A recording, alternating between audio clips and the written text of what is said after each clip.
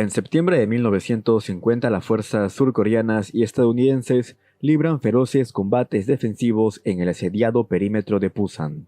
La defensa de esta ciudad y su puerto es de vital importancia, ya que es el último lugar en donde los refuerzos de las Naciones Unidas podrán desembarcar para repeler la ofensiva norcoreana. Si el perímetro cae, no hay más lugar a donde replegarse, y quizá el desenlace de la guerra de Corea habría sido muy diferente al que todos conocemos. Pero como ya saben, vamos a tener un poco de contexto previo de esta situación. Si quieres más videos sobre la guerra de Corea, comenta, deja tu pulgar arriba y suscríbete. El 25 de junio de 1950, la tensa calma que reinaba en la frontera de las dos Coreas se rompe y las fuerzas del norte cruzan el paralelo 38, iniciando el primer conflicto a gran escala de la Guerra Fría. La demoledora ofensiva norcoreana, apoyada por ingentes cantidades de equipo chino y soviético, entre los cuales figuran los tanques T-34, toman en un par de días Seúl, la capital del sur.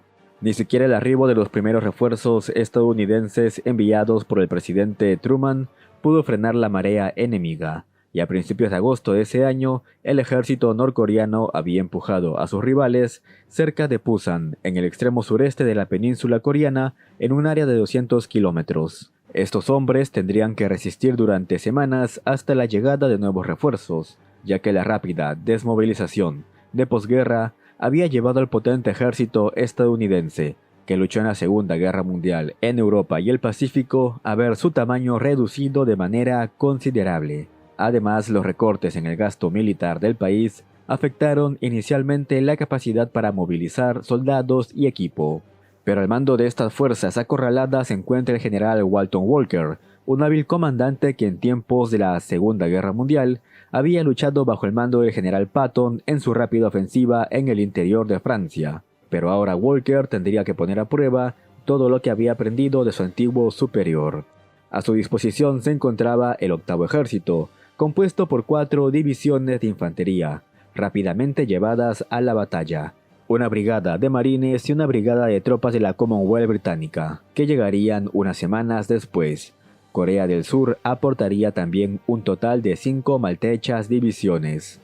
La situación era demasiado complicada, sin embargo, el 1 de agosto, en un esfuerzo conjunto, surcoreanos y estadounidenses pudieron frenar lo último de la ofensiva norcoreana y establecen posiciones al otro lado del río Nakdong, haciendo de este el eje de la defensa del perímetro. La importancia de esta batalla sería decisiva, y las palabras del general Walker no hacen más que reafirmar esto. Un retiro de Pusan sería uno de los mayores baños de sangre en la historia del ejército de Estados Unidos. Debemos luchar hasta el final. Si alguno tiene que morir, moriremos combatiendo juntos. Cualquier hombre que ceda terreno podría ser responsable de la muerte de miles de sus camaradas. Quiero que todos entiendan que mantendremos esta línea de defensa. Nosotros vamos a ganar esta batalla. Frente a la fuerza de Walker se anteponían bastante decididos a destruir los 11 divisiones del ejército norcoreano, al mando del general Kang Kong, un veterano que había luchado y dirigido las operaciones de guerrilla contra la ocupación japonesa en Manchuria. Además, a pesar de su joven edad, 32 años, había luchado en la 88 Brigada del Ejército Rojo durante la Segunda Guerra Mundial, una brigada compuesta por chinos y coreanos. Kang lanzaría su primer gran ataque contra el perímetro el 4 de agosto de 1950. Las tropas de su cuarta división de infantería atacaron posiciones estadounidenses buscando cruzar el río Nakdong y pudieron establecer diversas cabezas de puente. Rápidamente los estadounidenses contraatacaron enviando todo lo que tenían. Incluso ingenieros y personal no combatiente se unieron a la batalla, que llegaría a durar 10 días. Al final, las tropas de la 24 División de Infantería pudieron hacer retroceder a los norcoreanos, infligiendo grandes bajas al enemigo. De hecho, las palabras del soldado Edward Gregory nos dan una idea de lo peligroso que llegó a ser el cruce norcoreano del Nakdong. La compañía quedó aislada. Luchamos bastante, con la esperanza de mantener nuestras posiciones hasta que llegaran los refuerzos. La situación se volvió cada vez más crítica. Nos disparaban por todos lados. Pero desde luego, al mismo tiempo que Gregory experimentaba estos combates intensos, los surcoreanos vivían su propia experiencia más al norte. 4 divisiones norcoreanas atacaron todo el frente surcoreano. A pesar de la resistencia de las fuerzas de Corea del Sur, estas se vieron rápidamente obligadas a replegarse, abandonando la ciudad de Yeongdeok y estableciendo posiciones en Tokseong-ni. La 25 División de Infantería estadounidense se vio sometida también a duros ataques de la 6ª y 7ª Divisiones norcoreanas que buscaban tomar la crucial ciudad portuaria de Masam. Si bien en el perímetro el puerto más importante era el de Pusan, había otros de menor tamaño pero que eran necesarios mantenerlos alejados de manos enemigas para poder agilizar aún más el despliegue de los nuevos refuerzos y suministros que llegaban día a día. Las tropas de la 25 de Infantería se dieron con una sorpresa bastante desagradable cuando aparecieron los T-34 de la 105 Brigada Mecanizada norcoreana. Los tanques enemigos rompieron las defensas en diversos puntos de las líneas estadounidenses. Sin embargo, la rápida respuesta de los tanques Sherman y Pershing, apoyados por contraataques de un regimiento de marines armados con bazooka, pudo estabilizar la situación destruyendo diversos blindados enemigos. Además, a lo largo de la batalla por el perímetro, la potente Fuerza Aérea estadounidense y sus navíos castigaron seriamente las líneas de abastecimiento norcoreanas, así como las concentraciones de tropas y tanques. Inicialmente el norte comenzó su invasión con más de 200 T-34, pero ya más o menos para mediados de agosto de 1950, esta cifra se había reducido a casi la mitad. Esa misma semana el primer contingente con refuerzos extranjeros llegaría. La brigada británica de la Commonwealth arribó al puerto de Pusan siendo recibida entre vítores por los civiles surcoreanos. Estos hombres habían recibido 6 meses de entrenamiento en las montañas de Hong Kong y serían muy útiles para los combates que se avecinaban. A lo largo de la guerra, más de 60.000 soldados británicos servirían en Corea, pero este primer regimiento sería enviado a apoyar a la zona de defensa de la Primera División de Caballería y de la Primera División de Infantería surcoreana, los cuales habían tenido problemas para poder repeler los potentes ataques de las divisiones del norte. Durante la última semana de agosto, la situación en el perímetro se recrudeció bastante cuando desde el norte 4 divisiones de infantería enemigas apoyadas por blindados volvieron a arremeter contra las líneas del ejército surcoreano y llegarían a capturar la ciudad de Pohang, muy cerca de la ubicación de los aeródromos estadounidenses desde donde partían los aviones brindando apoyo aéreo. Los elementos de la 3ª División de Infantería surcoreana pagarían un alto precio para poder expulsar a los del norte y alejarlos de estos aeródromos. En estos combates el apoyo naval fue crucial, así como los continuos ataques a las líneas de suministros enemigas que permitirían a los surcoreanos infligir grandes bajas a sus rivales. Ya para finales de agosto la intensidad de los combates en torno al perímetro iría decreciendo. El desgaste en el ejército norcoreano era evidente. Luego de semanas a la ofensiva, con asaltos infructuosos, las pérdidas eran bastante elevadas en cuanto a tropas y equipo. Sin embargo, una advertencia llegada desde Moscú hizo entender a los del norte que el tiempo empezaba a terminarse. Si querían ganar la guerra, debían destruir el perímetro de una vez por todas. El mando norcoreano fue informado por agentes soviéticos de que en Pusan se estaban empezando a concentrar un contingente numeroso de tropas de las Naciones Unidas y que en cualquier momento podrían lanzar un ataque decisivo. Así pues, los norcoreanos empezaron a acumular todo el equipo llegado desde Moscú y Pekín, además de reforzar a sus castigadas divisiones con nuevos reclutas.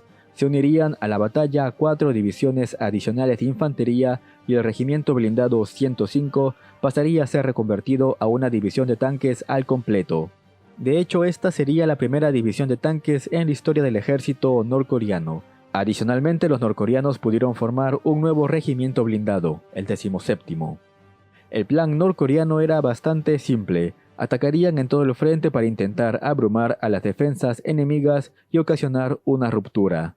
Sus divisiones de reserva, así como el nuevo regimiento blindado, entrarían en acción inmediatamente se consiga romper las defensas, ya sea en el sector surcoreano o estadounidense. Pero no solamente los del norte pudieron hacer uso de la inteligencia para conocer del movimiento de las tropas enemigas. El Servicio de Inteligencia de Señales logró interceptar diversa información proveniente de las fuerzas norcoreanas, entre las cuales estaba el despliegue de las nuevas divisiones, solicitudes de abundante cantidad de munición de artillería, así como el envío de nuevos tanques desde la Unión Soviética. Con toda esta información, el general Walker sabía que los norcoreanos estaban preparando algo grande. Poco antes del asalto final, las fuerzas de la ONU en Pusan ya ascendían a más de 120.000 tropas, que según información del Servicio de Inteligencia de Señales, recibirían el ataque de una fuerza enemiga cercana a los 100.000 hombres y más de 300 tanques. Así pues, el 1 de septiembre de 1950 el frente estalló en llamas. Los cañones norcoreanos abrieron fuego en toda la línea de defensa surcoreana y estadounidense, y comenzaron los asaltos enemigos. Pero ya para este momento las defensas en el río Nakdong eran durísimas. Las bajas norcoreanas aumentaban por montones. Una gran cantidad de soldados presentes en Pusan también habían luchado en el frente del Pacífico europeo en la Segunda Guerra Mundial, y compararían la determinación norcoreana con la japonesa y sus diferencias con la mentalidad alemana. De hecho, el teniente John Perry, de la Segunda División de Infantería y veterano de la Segunda Guerra Mundial, comentó lo siguiente: «Recuerdo la lucha contra los alemanes en Europa. Fue una guerra diferente. Allí luchabas con personas caucásicas, culturalmente más o menos como tú. En Corea estábamos luchando contra amarillos, un chino o norcoreano. Su forma de vida y creencias eran diferentes. Los alemanes no compartían esa clase de fanatismo a la hora de combatir. Los norcoreanos sí». De nuevo a la batalla, la actuación de la Fuerza Aérea estadounidense golpeando la línea de suministros sería también decisiva. Los mensajes interceptados del enemigo mencionaban la falta de combustible para algunas compañías blindadas, así como la disminución de los proyectiles de artillería y la demora del desplazamiento de tropas.